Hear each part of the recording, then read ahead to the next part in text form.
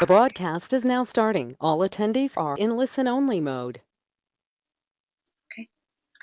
Well, welcome everyone, and thank you for sharing your lunch hour with us. I'm Mary O'Mara, and I'm the Executive Director for the Department of Special Needs Ministries for the Archdiocese of Washington. And I am Rachel Chung, Coordinator of Disability Ministry here at the Department of Special Needs Ministry. We are so happy to share the excitement of the 40th anniversary of the USCCB Pastoral Statement with you all. So let's go ahead and get started. And please know that we will have time at the end for questions and comments. You may ask questions by typing them in the space provided in the sidebar of your screen. Please also find attached PDF copies of the Pastoral Statement and of the Sacramental Guidelines, which were last updated in November of 2017.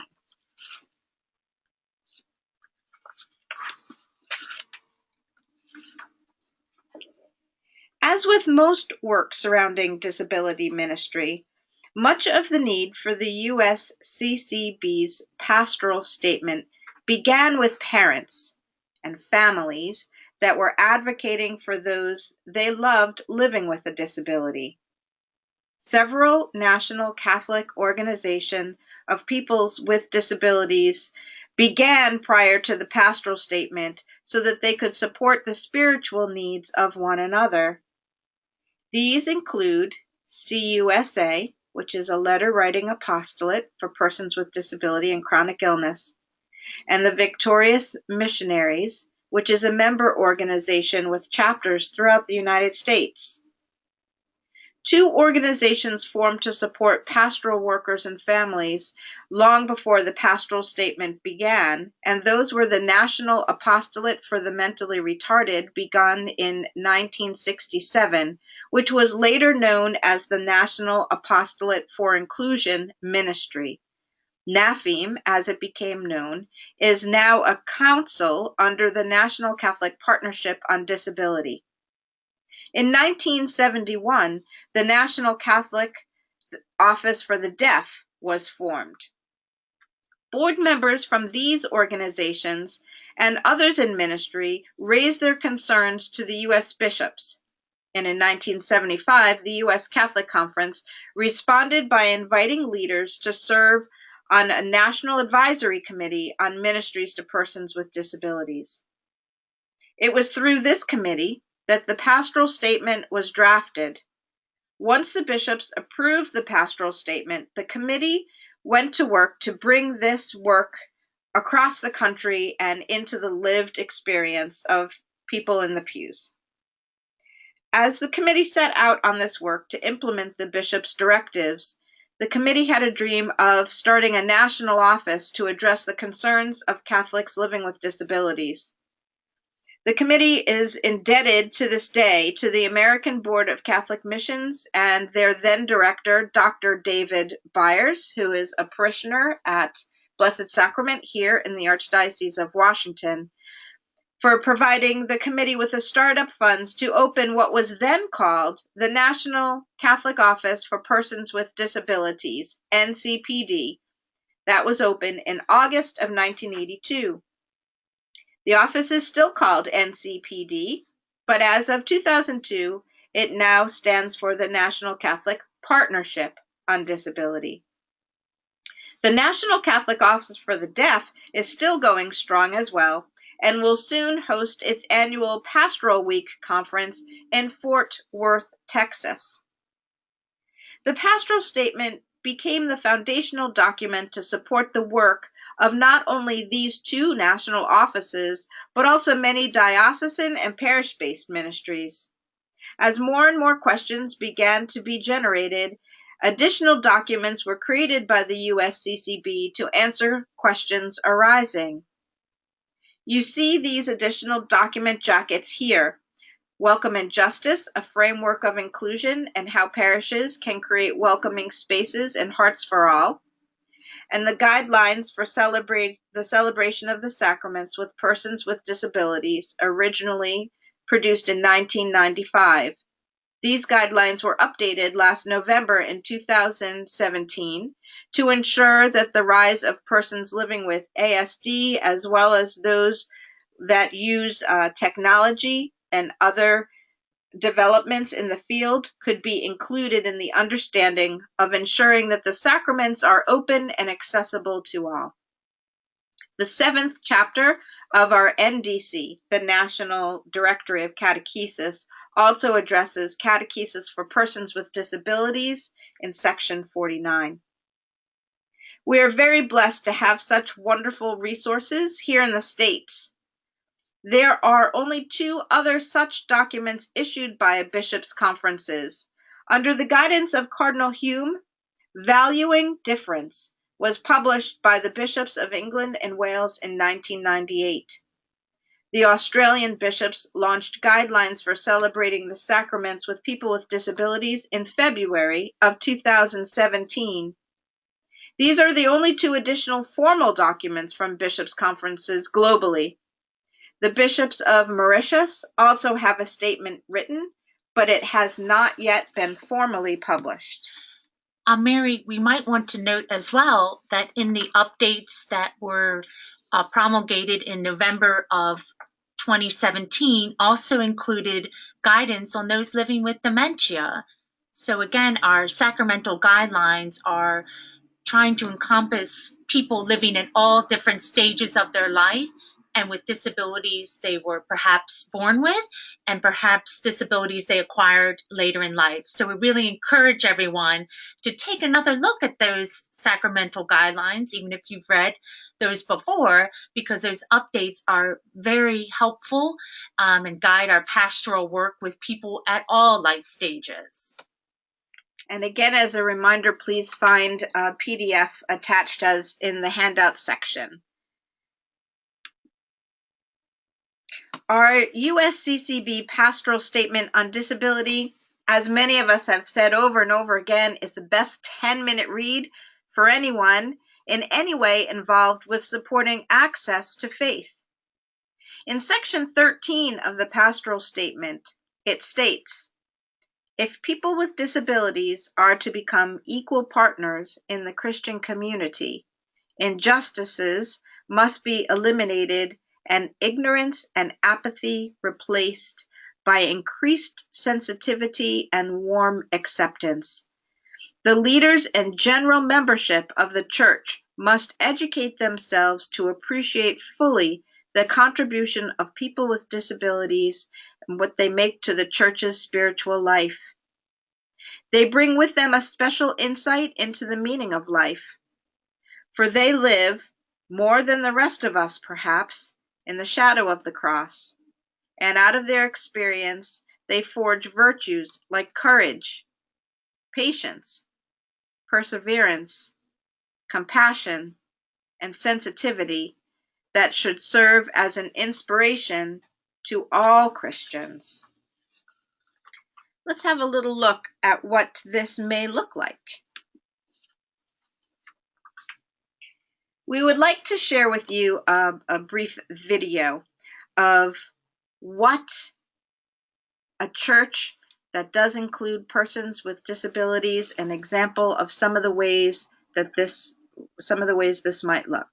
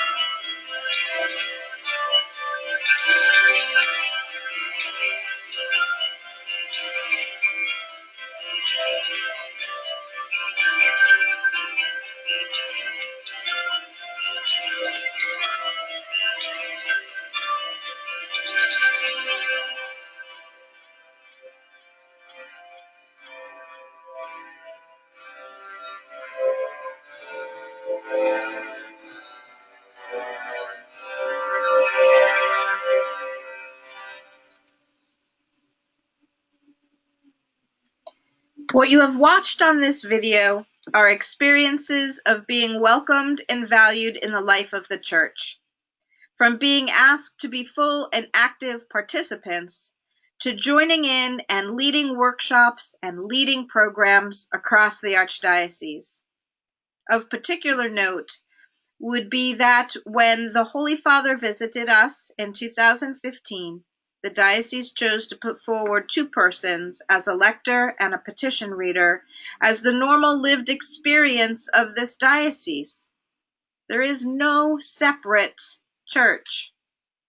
Both Megan and Hector shared their gifts during the papal mass, not as people sitting along the side aisle or away in a corner, but as full and active participants in the Mass of the canonization of Junipero Serra with the Holy Father. This is who we are, all of us, together.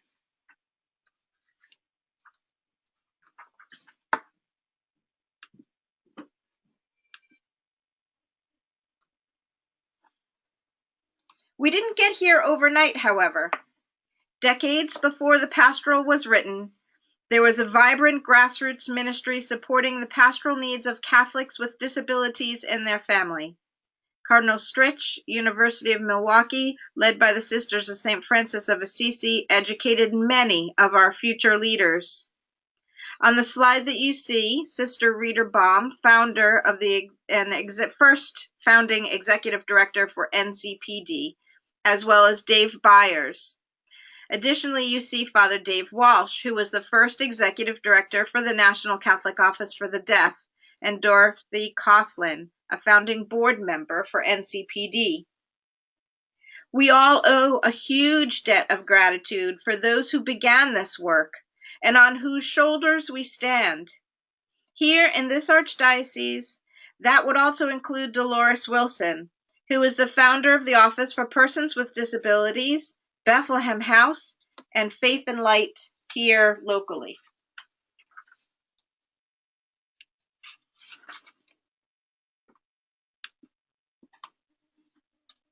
So what exactly was and is the significance of the pastoral statement, and what is its relevance to us today? The pastoral statement has been described in many ways over these last 40 years, but those that resonate again is that it is prophetic. It spoke long before its time and is still extraordinarily applicable today.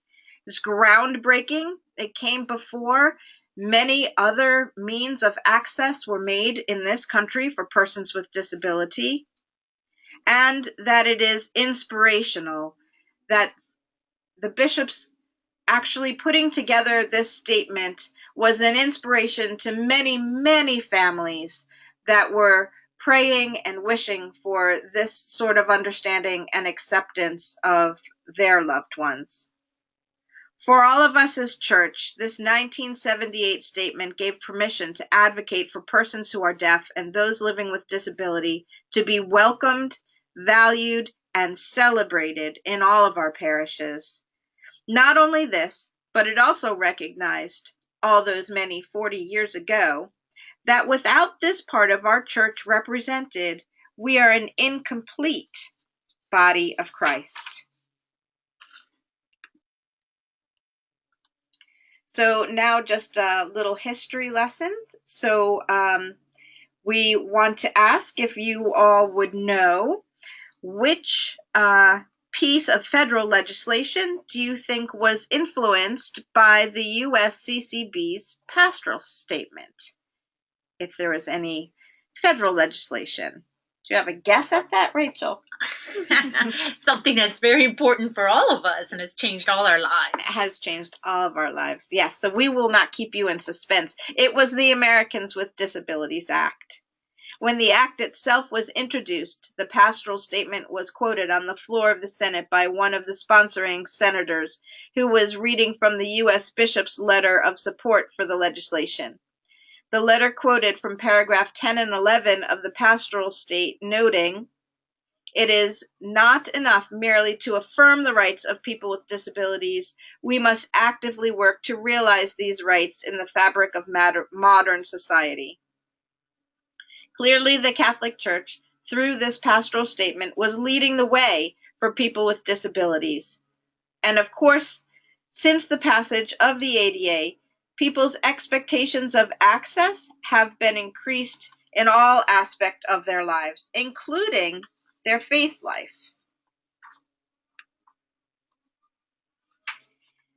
10 years ago, the National Catholic Partnership on Disability spoke about the 30th anniversary of the pastoral statement.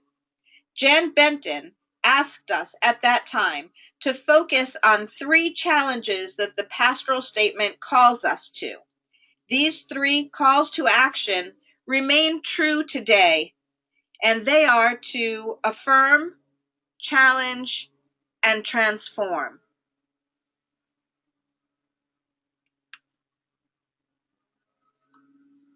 With their statements, the bishop affirmed what so many individuals, family members, and pastoral leaders already knew.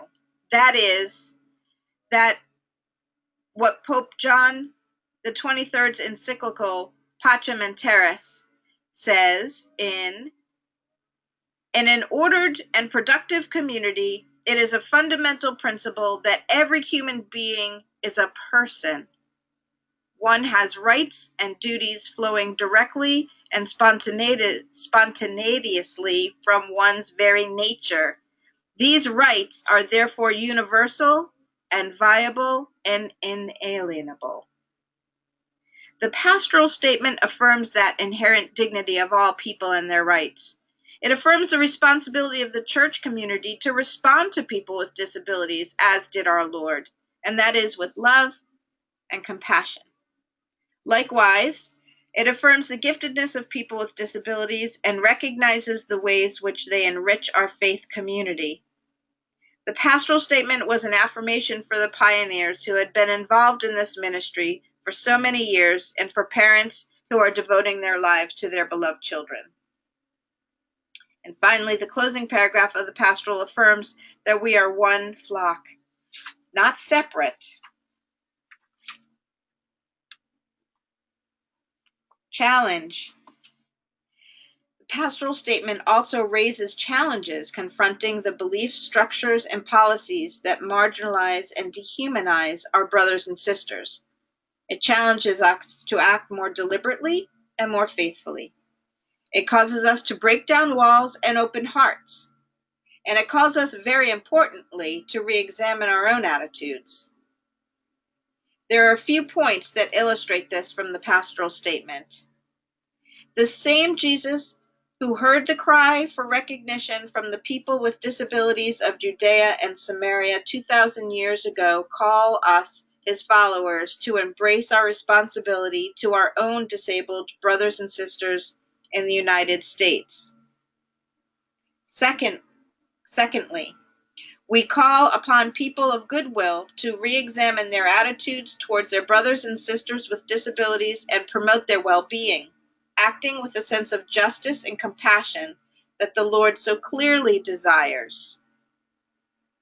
Thirdly, further, realizing the unique gifts individuals with disabilities have to offer the church, we wish to address the need for their integration into the Christian community and their fuller anticipation in its life. As you can see, just from these three quotes, the bishops were very strong in challenging all of us to address the needs that are present and are present still today. Another way we see that the pastoral statement was so prophetic for its time. These quotes all just come from the very first paragraph. So if you can imagine, the read gets better and better.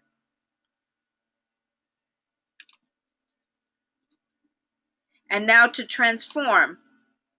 If we take a minute to describe the power of the pastoral statement to transform our church, society, and our ministry in ever new and fresh ways. So how has that happened? While much has been done, there are still areas where we struggle and needs that still need to be addressed. Exclusion does continue to happen, and sometimes individuals and family leave the church in pain. We know that this happens here in our Archdiocese, and we are aware of those situations, and the department is here to support and help you in ways that we can make your parish accessible to you and to your family. Disability has been considered as far from the norm and something to be feared or shunned in the past. However, many prefer to define disability as the normal and anticipated outcomes of the risks, stresses, and strains of the living process. This definition, which was an insight of Mary Jane Owen, who was a former executive director of NCPD, bears repeating. Disabilities are the normal, anticipated outcomes of the risks, stresses, and strains of the living process. They are neither unique nor rare. According to the U.S. Census, 20% of any group, that is 1 in 5, has a disability which limits some major life function. 1 family in 3 has a personal experience of disability. So when we hear those comments that we are all so familiar with, well, we don't have any of those people in our parish, statistically, we can see that this is not a probability.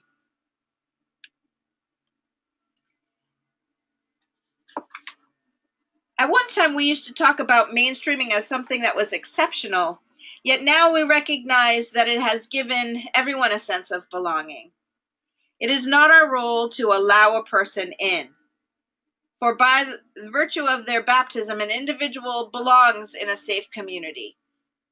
We just need to make sure that nothing is impeding that access, whether it be attitudes or always the biggest barrier being that idea of being able to get into the church at all. And we have churches here in our own archdiocese that have challenges, physical challenges of accessibility. Some of our older, more historic parishes, for example, have many challenges in that way. Years ago, parents would question whether their children with disabilities could attend Mass or religious education. Once they began to attend Mass, they now wondered if their child could possibly be prepared to receive the sacraments. Thank heavens, now people with disabilities are called to serve and to participate in their parish communities in a variety of ways. Pictured here are Margaret and Michael. Margaret was part of a summer series sponsored by the Life Issues Office, and Michael was one of the cross bearers chosen to carry the World Youth Day cross through Washington this past summer. Margaret and Michael were serving their church in the same way that we are all called. Nothing special here. This is an ordinary experience of church here in the Archdiocese of Washington. It's important to note as well that transformation is not simply a one-direction experience, but that true transformation is mutual. Our encounter, and then throughout a period of accompaniment, lends a time for us to be transformed by one another. Not simply that we make a difference in other people's lives, but also that interaction changes our own lives. Right, and Mary just spoke to about mutual transformation, and not only have we heard that from our parishes that we work with and support, but also members of our clergy that have been transformed by, for example, the Sacrament of Reconciliation, and how they were also transformed while working with some of our young people and adults who do not use words to communicate. That person who did not use words to communicate was able to express their sorrow for their sins in a new and different way to the person hearing the confession. So in that sense, serving and supporting people with disabilities also transforms our hearts and brings us closer to Jesus. As we say so many times, we're able to always recognize Christ in one another. We very soon are going to open the webinar to your questions and comments. We invite you to use the questions option on the sidebar of your screen. We will close with just a few thoughts and then invite you to share your questions. So if you would be thinking about them now and filling out that section, we will go to that in just a very few minutes.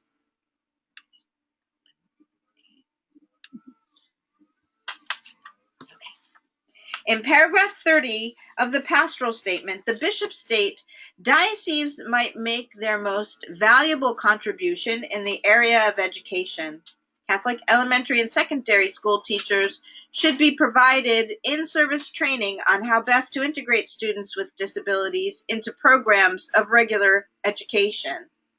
While Catholic and elementary and secondary schools are increasingly serving the needs of students with learning and other disability, still there remains much to be done. We are blessed to have here in the Archdiocese of Washington the Catholic Coalition for Special Education, CCSE. They are a funding program of inclusion in Catholic schools. Additionally, did you know that we have a director of disability services in our own Catholic schools office? You can contact Ann Dillon through our Catholic schools office on 301-853-4518. Very importantly as well are the pro-life issues. We face ever-increasing threats to the very existence of people with disabilities through such practices as abortion, physician-assisted suicide, and end-of-life treatment policies. Many of these weren't even considered back in the time of the pastoral some 40 years ago, but they are addressed in the 20th anniversary statement, Welcome and Justice. We here in the Archdiocese of Washington do partner very closely with our Life Issues Office, working along with Mary Four in assuring that our understanding of life issues is inclusive of persons with disabilities from early onset diagnoses all the way through to end-of-life issues. As many of you know, 80 to 90% of babies diagnosed prenatally with Down syndrome are aborted. Many fear that a prenatal test may be developed, resulting in that same fate, or there are prenatal tests already developed, resulting in the same fate for persons with other disabilities diagnoses that might befall that same fate. Diocese and disability directors, catechists, and other pastoral leaders are expected today to provide support and services to people with an ever-increasing range of disabilities. We here in our department support persons with developmental disabilities, physical disabilities, persons who are deaf, persons who are blind, those receiving an unexpected prenatal diagnosis, veterans with war-related injuries, persons living with chronic illness, and those living with mental illness. The range, indeed, is very, very large. But few more trends that really impact our ministry. The face of the Catholic Church is also changing. The amount of Hispanic Catholics ever growing in the United States in our church and here in the Archdiocese of Washington. We need to keep pace with these shifts and assure that the issues of cultures of these communities are incorporated into our ministry. One way that that is happening here as well is through our community resource models, one of which being Hispanic Community Resources, which provides support for families that have their primary language as Spanish, providing access to social, recreational, and religious education opportunities for persons with disabilities amongst those families. Another very important statistic to follow is one which states that by 2050, the population of people over 65 will have doubled. And as you know, as those implications are very, very broad for the ministry we have here. Age-related disability will impact each of us at some point and in some fashion. Another trend that we are becoming increasingly aware of is the sense of increased individualized society. That more and more each of us are accustomed to focusing on our own personal rights, and that often, sadly, is to the exclusion of the common good and the needs of others. The pastoral statement reminds us that we are one flock. Our tradition and our teaching calls us to embrace community in a spirit of love, and we need to nurture people in this rich faith. Remember that many of our current bishops were not bishops at the time of the pastoral. And so we need to find ways to share this message, not only with your current bishop here in our bishops here that we do. We're very, very lucky to have Cardinal Wuerl here with us, who has supported this ministry, and our auxiliary bishops that have been very, very supportive. But to keep them engaged and aware of new trends in ministry is very important, as well as for you to share all of that news with your pastors and with your DREs and with the catechists that are working with these populations. To take time to share that message, and that the work is not just for others to do, but that the work in this ministry and this embracing a way of being church together is for all of us to do, and for all of us to do together.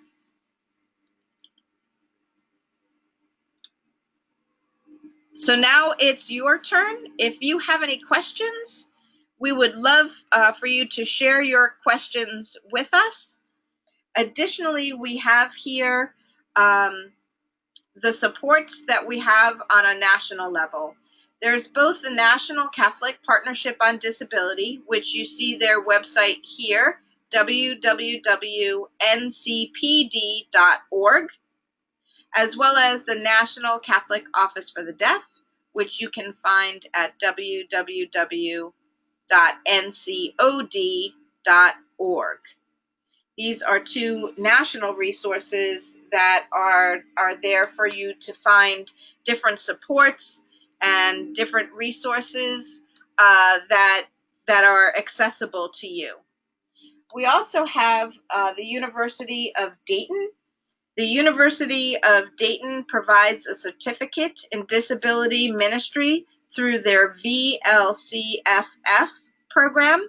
So if you have any catechists that might be trained teachers in the area of special education, but they're holding back because they feel that they might not have as much formation in passing on the faith, then this certificate would be the perfect bridge to kind of give those special educators the tools that they're looking for to be able to provide religious education through methodologies of special education. And in reverse, if you have catechists that are very skilled and talented catechists, and yet they don't have the information they feel they need to support them in the area of disability, this certificate from the University of Dayton would help them as well feel they have a rounded knowledge to be able to help and to promote and support students with disabilities in your parish programs. We're seeing some comments of thanks and some comments of good jobs, but we're not seeing any questions at this moment. Let's just look at this.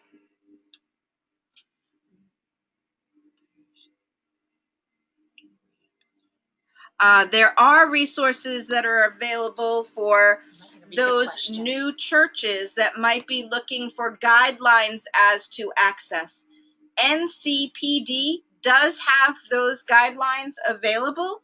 If you go to NCPD's website, you will find, and I'm happy to also email these to you. There are a set of resources that are available on how to make accessible space. So yes, those are available. The VLCFF, we've had a question about the certification courses. The only requirement as far as the order for the courses to be taken is that the overview course be taken first. We were very blessed to have NCPD and Jan Benton very much involved in the writing of that overview course. And so, yes, the University of Dayton does strongly recommend that that overview course is taken first, but that the order for the others is not in any particular order. The other courses are the overview course, then there is a course on deafness, there is a course on ADHD, there is a course on autism, and there is also a course on lifelong learners. The next, I do not know where we are in the cycle of the courses. I believe they're just finishing up their current cycle. Each cycle is 5 weeks long. I believe they're just closing a cycle. I taught in just the last one. So if you go to the VLCFF, I am sure that there is a calendar there which would give you the dates and the times of the start of the next course. You can join in at any time. You can begin that series of courses at any time through the year. Each course is offered in each cycle. And I would just want to come back to a question we had earlier about, the question was asking about building a new church space and making sure it's accessible by all. Thank you, Mary, for mentioning NCPD as a resource for that.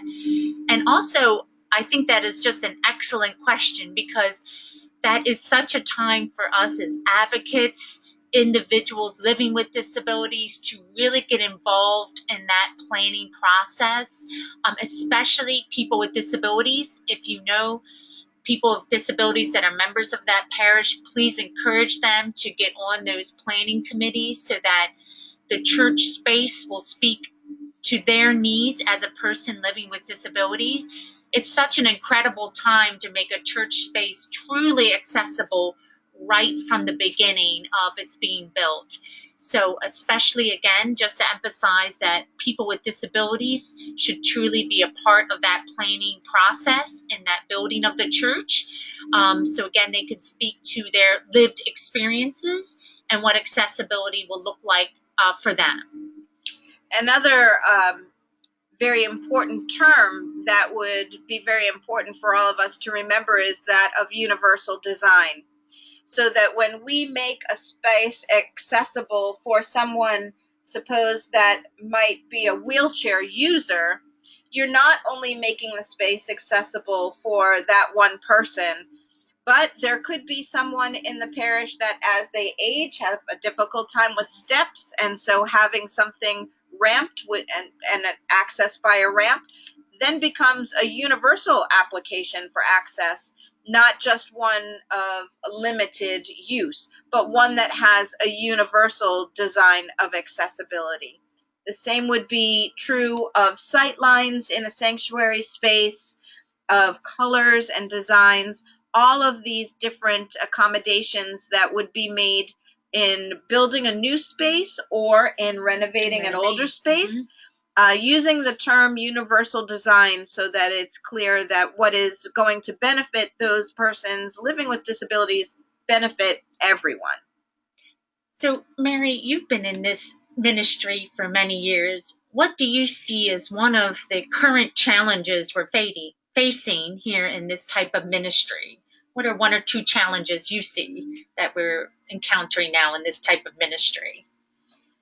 We're all asked always to play the numbers game. So that is always a challenge for us, is that we have to kind of be vital by the numbers of persons that we serve. That is something that we do every year here in this Archdiocese with our October head count.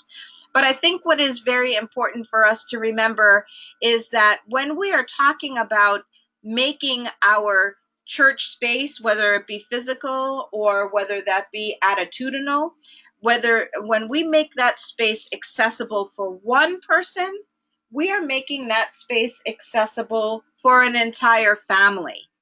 So that when that space becomes welcoming and warm and a safe place for the person living with a disability, then it's their brothers and sisters and mother and father and all persons in that family that we are creating that space. So I think that that's one thing that is very important for us to remember when you're thinking, well, I'm just one person. Are they going to make those changes just for me?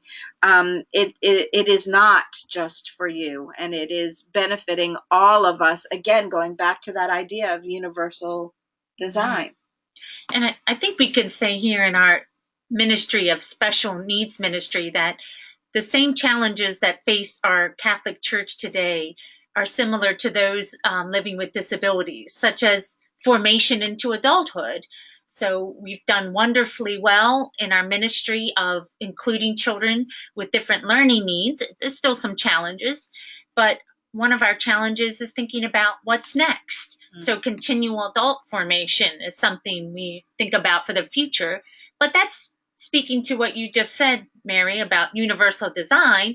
That's a challenge for many of our parishes, is how do we continue to form our faith after our sacraments and into our young adult and adult life. So we should not always separate our ministries in those clear lines, so we can join with adult formation ministry and think about how can we reach even more people. Exactly. One thing that I think we've always been challenged with is triaging to the sacraments and not thinking about lifelong learners.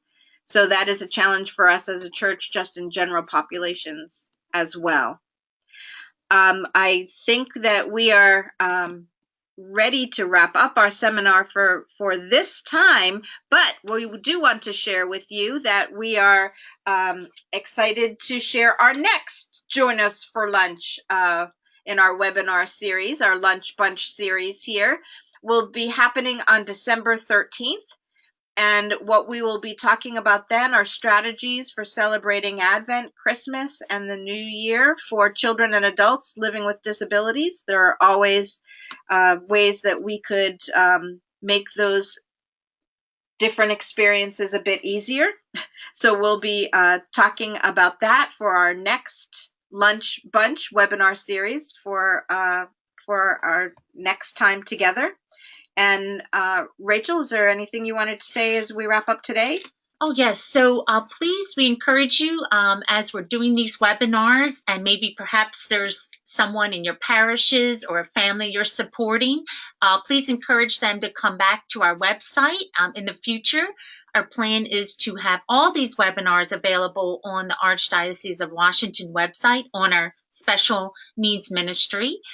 And also, please encourage anyone in your parish or other types of ministries to join our next webinar, because we'll be talking about how ushers can greet families living with disabilities, how liturgy can be ways that it can be inclusive of all. So the next webinar is really truly for anyone on a parish team or families or other types of ministries. So we really want these webinars to be a way to include everyone in our work.